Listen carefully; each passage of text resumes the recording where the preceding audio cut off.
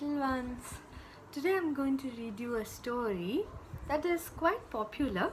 I'm sure you must have heard it already, but anyway, it's called The Demon on the Hill, written by Shanta Rameshwar Rao, illustrated by Atanu Roy. Ready? Okay. Deep in the mountains, where it's lonely and still, was a dark, dark cave on a high, steep hill. In that cave lived a demon, a terrible fellow. His hair was red, his teeth were yellow. My God, there was a demon. Can you see his feet? Oh my God, he's so big that he can't fit himself in the cave. And you see where his cave is? Above the clouds, way, way above the clouds. And can you see?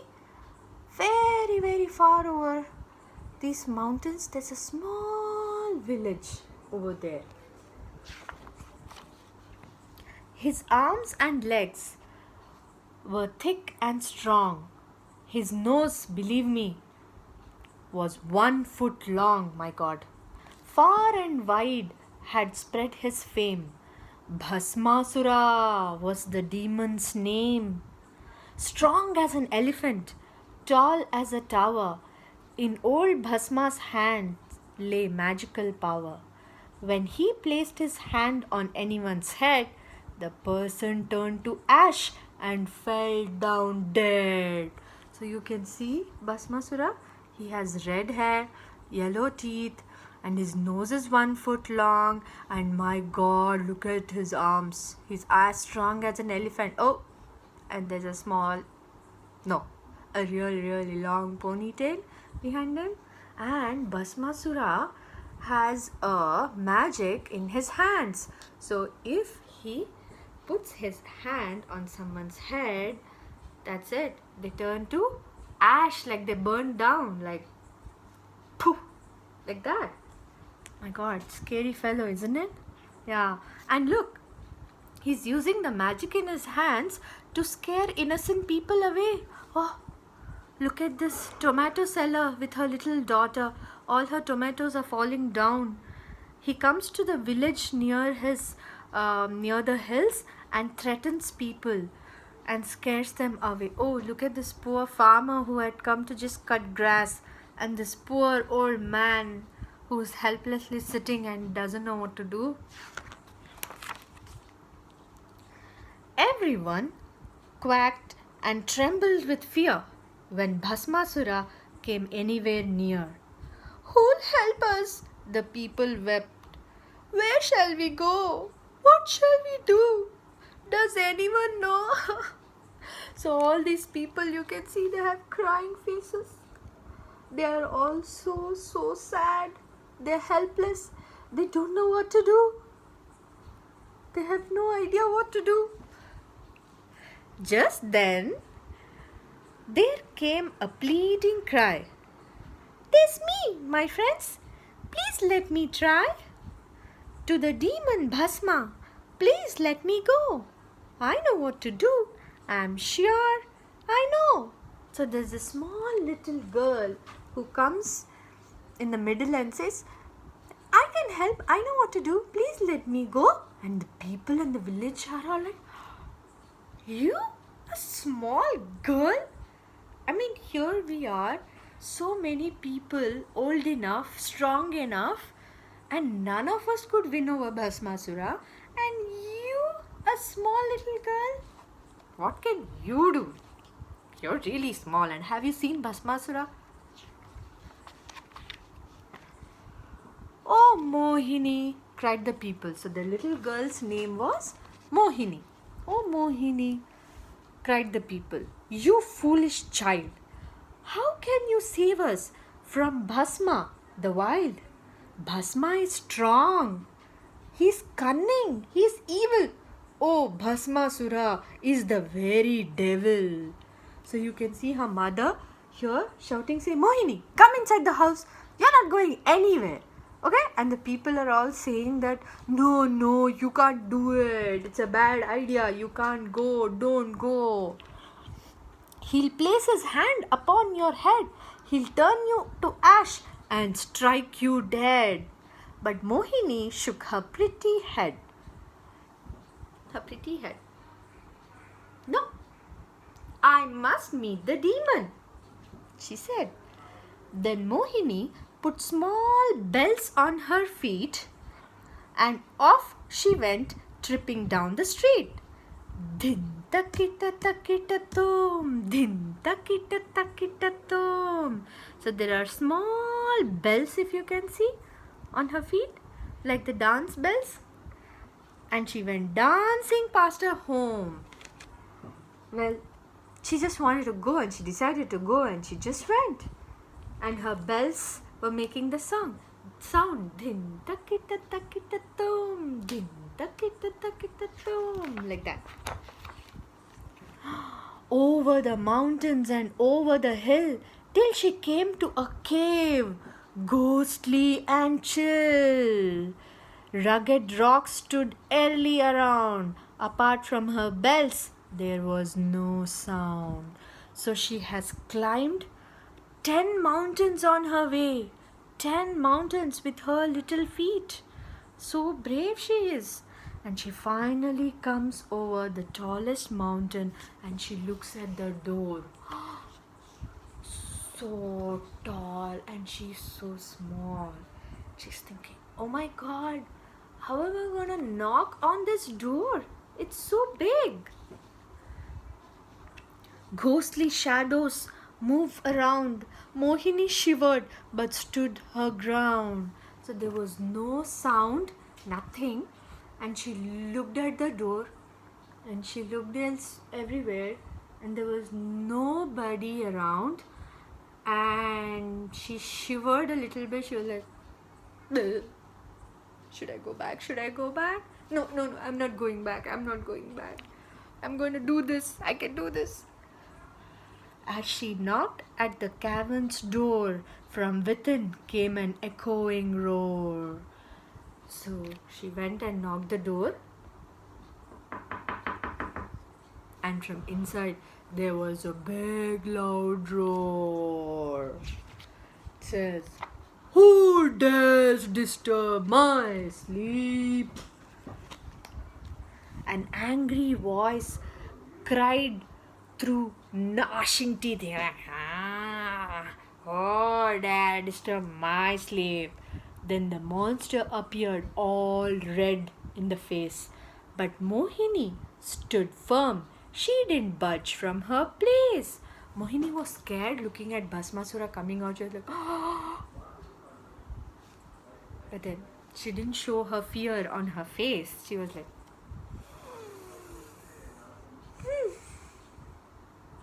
like that. Very brave.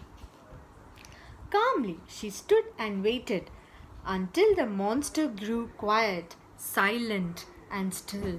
So Bhasmasura was so angry. He was like, "Who are you? Why did you come and disturb me? I am going to eat you. No, I am going to turn you into ashes. Do you know who I am? I'm Bhasmasura.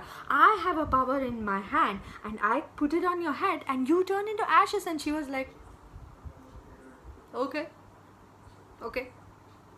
Yeah, oh, okay. So what? Okay. And then Bhasmasura got tired of shouting and like, "Really? Do you know, young lady?" At last he said, "You'll turn to ash if I touch your head." Yeah, I know that. I know you can do that.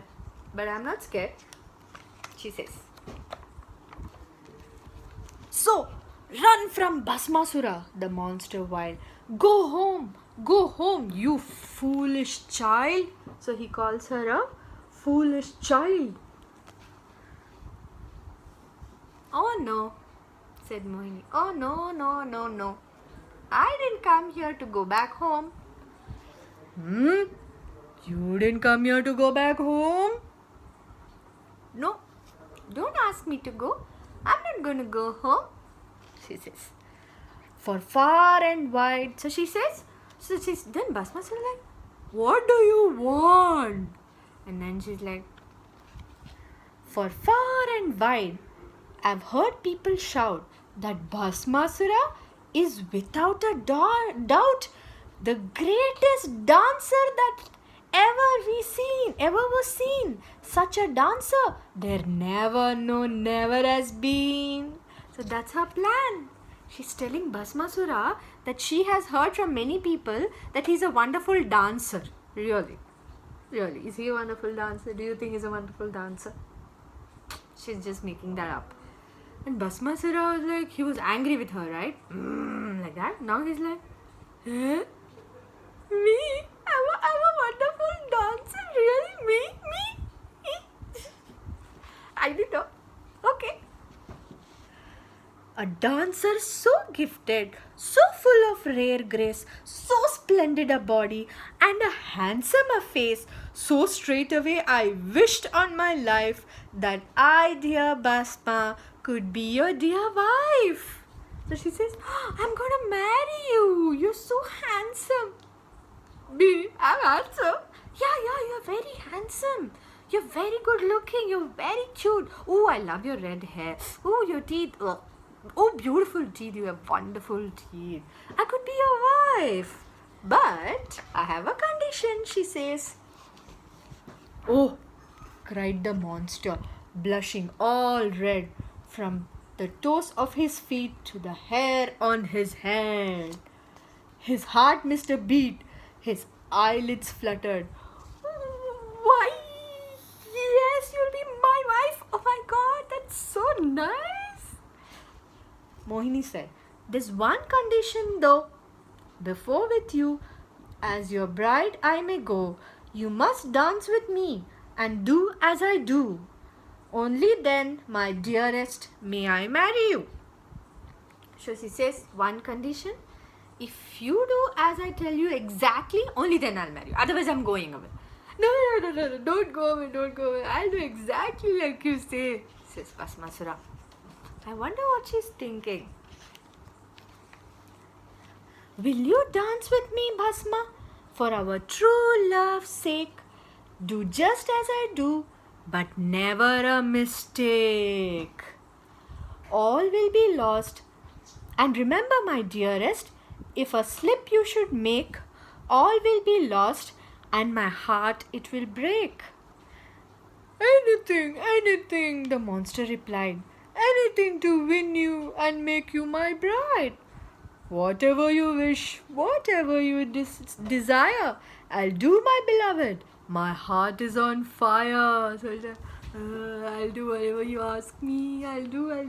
I'll do whatever you ask me, says Bhasmasura. Then, let's begin. Are you ready? And Mohini jingled the bells on her feet. Bhasma stood ready, his hands on his hips, and a hideous grin upon his ruby lips. Then Mohini started moving her eyes, showing laughter and anger, grief and surprise.